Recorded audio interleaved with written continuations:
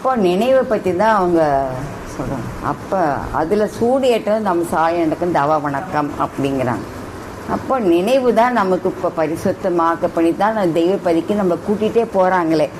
இப்போது நம்ம காலையிலேருந்து ஏதோ எண்ணத்தில் இருந்தோம். இப்போ சபைக்கு வரும்போது நம்ம சபைக்கு வந்து பிரயோஜனம் என்னன்றது நமக்கு தெரியணும். இப்போ யாராவது கேட்டால் விட என்ன சபைக்கு போகிறீங்க என்ன அங்கே போய் பண்ணுறீங்க அப்படின்னா, இப்போ அக்கப்போ இந்த வீடியோ டியூப்ல மூலிமா நம்ம பேசி இப்போ இவங்க போய் இதுதான் பேசுகிறாங்க அப்படின்னு தெரிஞ்சுப்பாங்க. எல்லாருக்குமே அப்படி தான் இருக்கும். என்ன போகிறாங்க, சாப்பிட்டு பசி ஆகிட்டு வராங்க, பேக்கை தூக்கிட்டு ஓடுறாங்க அப்படின்ட்டு தான் நினைப்பாங்க. ஆனால் அவங்களுடைய எண்ணத்தெல்லாம் மாற்றுறதுக்காக நம்ம சபைக்கு எது கூடி இருக்கோம், கூடி சங்கம் தேட தேட கோது அருந்திடம்ங்கிறாங்க. அப்படி நமக்கு நினைவு தான் நமக்கு வந்து பரிசுத்தமாக இருக்குது அப்படிங்க. அப்போ நினைவு என்னும் ஆசனத்தில் அமர்ந்த பிறகுதான் நீ பார்க்கிறாய் கேட்கிறாய் எல்லா அங்கக்குழுங்களும் ஒக்க நின்று அசைந்து ஆடுகின்றன அப்படின்றாங்க. அப்போ ஒரு நினைவாக பார்க்கணும். தெய்வ நினைவை நம்ம வச்சு இப்போ படிக்கும்போது பேசும்போது அவங்க எண்ணம் நமக்கு இருக்குது. இதை விட்டுட்டோம்னா நமக்கு வந்து நம்ம எண்ணம் அழிந்தே போகிற நேசத்தை தான் உயிராக கொண்டிருக்கிறது. அப்போ நம்ம எதுக்கு பிறந்தோன்னே நமக்கு தெரியாது. நாம் ஏன் பிறந்தோம், நம் கதி முடிவில் என்னாகும் என்று ஆழ்ந்து தேட்ட முடியவனே மனு. காலமெல்லாம் இவன் மனித உணவே தின்று வந்தாலும் இந்த எண்ணம் வராது நரன் தான். இப்போ நமக்கு தெய்வத்திட்ட மெய் வழிக்கு வந்த பிறகுதான் இதெல்லாம் நம்ம தெரிஞ்சு கொண்டோம். நம்ம ஏன் பிறந்தோம், நம்ம என்ன நினைச்சோம், நம்ம பெண்டாட்டிக்கு நல்ல சொத்து சேர்த்து வச்சுட்டு அதுலேயே சுகமாக வாழ்ந்து நமக்கு அப்புறம் புள்ள குட்டிங்களுக்கு வரணும், அதுக்காக தான் நம்ம சொத்து சேர்த்து வைக்கணுன்ற எண்ணத்தில் இருந்தது. நம்ம மெய் வழிக்கு வந்த பிறகுதான் எண்ணங்கிறது நம்ம அழிந்தே போய் நேசத்தை உயிராக இருக்கிறது. அதை விட்டு விட்டு ஆண்டவர்கள் அருளுக்குள் நுழைந்து கொள்ள வேண்டும்ங்கிற எண்ணத்தை நம்ம தெரிஞ்சு கொண்டோம். அப்போ மக்களின் நினைவு என்னும் ஆகாயத்தில் சொர்க்கலோகம் கட்டப்பெறுகிறது. அப்போ நம்ம நினைவு தான் அழிந்தே போய் நேசத்தை உயிராக்குது. அப்போ மக்களின் நினைவு என்னும் ஆகாயத்தில் சொர்க்கலோகம். இப்போ நம்ம சொர்க்கலோகம்னா வெளியில் நின்று பார்த்துட்டு எங்கள் ஆகாயத்தில் அண்ணாந்து பார்ப்போம். அப்போ மக்களின் நினைவு. அப்போ நம்ம நினைவு இல்லை, நினைவுக்குள்ளே இன்னொரு நினைவு இருக்கிறது, அதுதான் அகமே உள் நினைவு. இப்போ நானே சபைக்கு வரும்போது இன்னதான் பேச நினைத்து வரல, நான் பயர் பண்ணியே வரல. இப்போ பாப்பா பேசுனத வந்து தவ வணக்கம்னா என்ன, நம்ம சாலையில் நடக்குது குழல் வணக்கம், தவ வணக்கம், பாரா வணக்கம்லாம் எதுக்கு, அவங்க நினைவை எடுத்து பரிசுத்தமாக்கணுன்றதுக்காக தான் இப்போ நான் நினைவுன்றதுக்கு ஒரு வாசகத்தில் எடுத்து ஏதோ தேவை எனக்கு எண்ணத்திலேருந்து தூண்டுறாங்க. நானாக வந்து பேச வரல. தெய்வம் சொல்லுவாங்க, நீயாக படித்த தெய்வம் விளக்கம் வருமானு கேட்பாங்க. இப்போ நாம் சபைக்கு வரும்போது இன்னைதான் பேச வேண்டும் நினைத்து வருவதில்லை, உங்கள் முகத்தை பார்த்ததும் உங்கள் ஜீவனுக்கு அப்போது என்ன வேண்டும் நினைத்து பேசுகிறோங்கிறாங்க. அப்போ இது ஜீவனுக்கு தான் நம்ம பேச்சே வந்து ஜீவனுக்கு. இப்போ உலகத்தில் உள்ளவர்கள் என்ன நினைத்தையோ பற்றி நுணுகி பேசுகிறார்களே, அவை எல்லாம் ஜீவனுக்கு வேண்டிய பேச்சாகுமா? ஆகாது. தெய்வ சுருதி பிரான் நாவிலிருந்து வெளியாகும் பேச்சுதான் செயல் நிறை பேச்சு. அந்த பேச்சு தான் பேசரும் வாசகம் கொண்டு பேசி அளிக்கின்ற பெருமான். அப்போ நம்ம பெருமான் நம்ம கூடவே இருக்கிறாங்க. பேயோட ஆடுகின்ற பெருமான், நம்ம பேயா இருக்கிறோம், மனமா இருக்கோம், அவங்க பெருமாளா இருக்காங்க. அவங்க பெருமையுடைய ஹத்திகிரி பெருமாள் வந்தார். அவங்க பெருமையை பற்றி பேசணும், புகழையும் பற்றி பேசணும். அவங்களுடைய தனிப்பெருங்கருணை அருட்பெருஞ்சோதி செங்கமல பதமாக இருக்காங்க. அதுதான் சிவப்பதம் அளித்த செல்வமே சிவபெருமானே. அப்படிதான் அம்மையே அப்பா ஒப்பிலாமணியே அன்பினில் விளைந்த ஆரமுதே பொய்மையை பேசி பொழுதினை சுருக்கும் புழுத்தல புளைய நேர்ந்தனக்கு செம்மையே ஆய சிவப்பதம் அளிப்பாய் என பாடி பாடி புகழ்ந்து பாதத்தாமரையில் வணங்கி இறைஞ்சி ஏங்கி வருந்தி கண்களின் ஊற்றெழுத்து மாறலாம் எனக்கு சன்மார்க்க வழியை கூட்டி நடப்பிக்க வேண்டுவது தாங்களே அப்படின்றது நமக்கு தெய்வம் அவங்க பாட்டையார்கிட்ட அப்படியே சன்மார்க்க வழியை கேட்டாங்களாம்.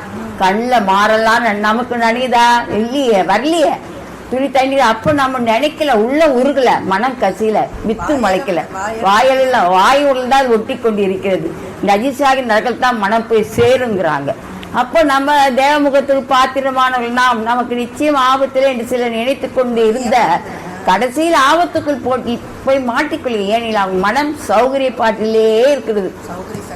சௌகரிய சகதிக்கால் தெரிஞ்சிட்டு இருக்கோம். அவங்க நமக்கு சௌகரியம் வச்சு எல்லா இகபோக செல்வோட இது இந்திர கலை பாதி கிடைக்குது என்றால் என்ன நிதி லாபக்கர வசந்த காலம் பாருங்கிறாங்க.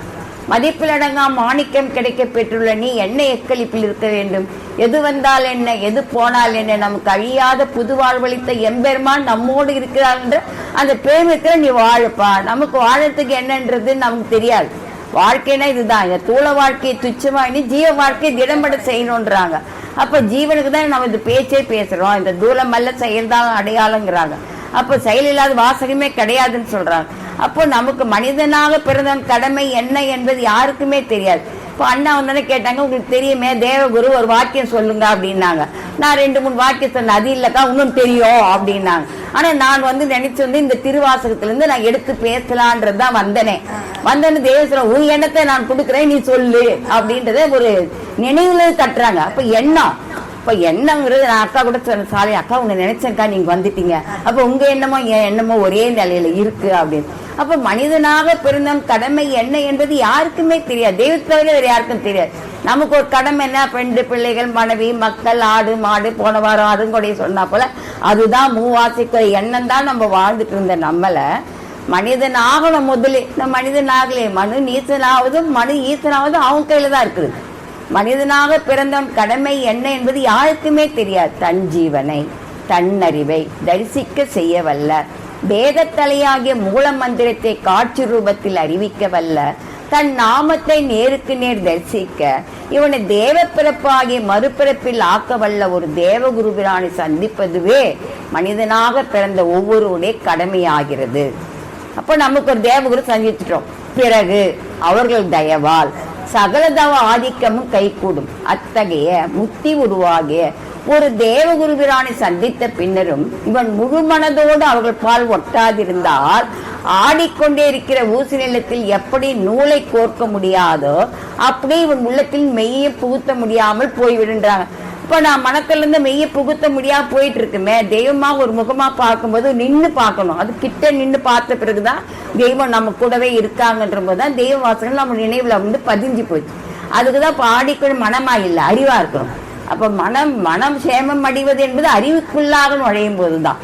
சந்தேகமர சேமம் அடைந்து நிக்குதுன்றாங்க. அப்ப அறிவுங்கிறது அவருடைய சொத்தாக இருக்கிறது. அந்த சொத்து தான் ஈசனாக இருக்கிறாங்க. அவங்களுடைய திருவாங்க சொத்து தான் நமக்கு தெய்வம் வாக்கியத்துல சொல்லுவாங்க, ஒருவனுக்கு சொத்து இருக்கிறது இன்னொருக்கு சொத்து இல்லை, சொத்து இல்லாதவனிடத்தில் என் வாக்கியத்தை பிறருக்கு எடுத்து சொல்லும் வல்லப சொத்து இருக்கின்றான். அப்ப வல்லபம் நமக்கு பாடல் கூட இல்லை இல்லை அகிலத்தில்லாதது வல்ல வல்லபமீறியதார்த்தம் ஒன்று உள்ளது, உள்ளது ஒன்று யாருக்கும் கிட்டாதது, உள்ளது ஒன்று யாருக்கும் கிட்டாதது, எல்லை மெய் வழி சாலை செய்வதே. இப்போ ஒரு கடமை நமக்கு இப்போ நீங்க பாப்பா கூட படிப்பேதான் படிச்சுட்டு இருக்கா, நேத்துல இருந்து படிக்கிறா, ஒரு 10 நிமிஷம் தான் இந்த வாக்கியத்தை படிச்சா இன்னைக்கு பேசுறா அப்படின்னீங்க. மனிதன் தன் முயற்சி கொண்டு எவ்வளவு படித்தாலும் அழிந்து போகிற பொய் தான் தெரியுமே ஒழிய மெய்யாகிய நித்திய அந்தரங்கம் பல கோடி உள்ளவற்றில் ஒரு திவலை கூட தெரிய வரவே வராது. மெய்யாகி அந்த உள்ளமை பெட்டகத்தை திறக்கும் திறவுகோள் தங்களை மெய்த்தவ பாட்டால் என்றென்றும் ஹயாத்தாய் உள்ள இறைவனத்தை திருக்கரம் தாங்கி வைத்திருக்கும் ஒரு சர்க்குருபுரானாகிய பாரவான்களை இப்பவே தேடி அடைய வேண்டியது மனிதனாக ஒரு கடமை பார்த்தோம். இங்க உயிர் கடமை ஆகிறதுன்றாங்க. இப்போ இது உயிருக்கு வேண்டிய பாடு. இது தூளத்துக்கு படிப்படிச்சு அதுக்கேற்ற உத்தியோகம் சம்பளம் அதுக்கு தேவைதான். தெய்வம் அதெல்லாம் நீங்க எல்லாம் வச்சுக்கோ, எல்லா இகவசம். அப்போ நமக்கு தெய்வம் இது படிப்பு படிங்கிறது உலகமாக இருக்கிறது, அது தெய்வ மலராக இருக்கிறது, அது வேதமா மறையாக இருக்கிறது. அப்படிங்கிறத உலகம் பெரியோர் கை மாற்று முதுமொழி மந்திரமாக இருக்கிறது. அப்படி நமக்கு தெய்வம் நினைவுதான். நமக்கு நினைவு என்னும் ஆகாயத்தை சொர்க்கலோகம் பட்ட பேர் சொல்லிட்டேன். நினைவுக்குள்ள இன்னொரு நிகழ்வு இருக்குதுன்றா. அப்ப நம்மளுக்கு மறதியற்றதுக்கு பெயர், மறதியற்றதுக்கு பெயர் நினைவு. அதே பரிசுத்த நிலைக்கு பெயர். அது தீங்காக செய்தால் கண்டால் மனம். அப்ப நம்ம தீங்கு இல்லாம இங்க அறிவா இருக்கும்போது தெய்வத்தினுடைய யாரும் பெற முடியாத அறிவாகார தேவபிரானை அறிவு ரூபகமாகிய புருஷரை நாம் பெற்று நம்ம சொந்த கைப்பொருளாக வைத்திருக்கிறோம். அந்த சர்வபுதிரம் அவர்கள் வைத்திருக்கிறோம் என்று சிறிதும் பேதகம் இல்லாமல் உண்மையில் கட்டாயமாக நினைக்க வேண்டும். நான் நினைக்கதான் சொல்றாங்க, விட சொல்லலையே.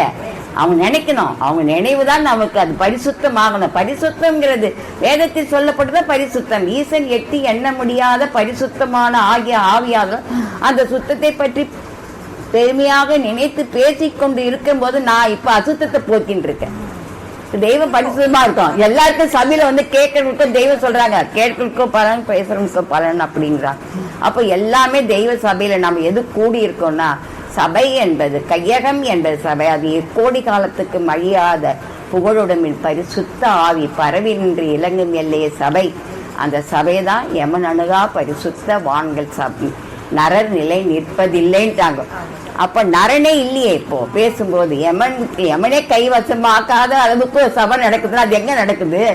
அப்ப நரரை மக்களாக்கி மக்களை தேவர்களாக்கும் தங்கு தடையற்ற முழு திருத்தோட மெய்க்கல்வி. அந்த மெய்க்கல்வி மூலியமா தான் நம்ம இதை பெற முடியும் அப்படின்றத நான் இந்த இது மூலமாக நான் தெரிந்து கொண்டேன் என்று கூறி என்னுடைய முத்தி பேரை மீண்டும் மீண்டும் தொடர்ந்து நமஸ்காரம்.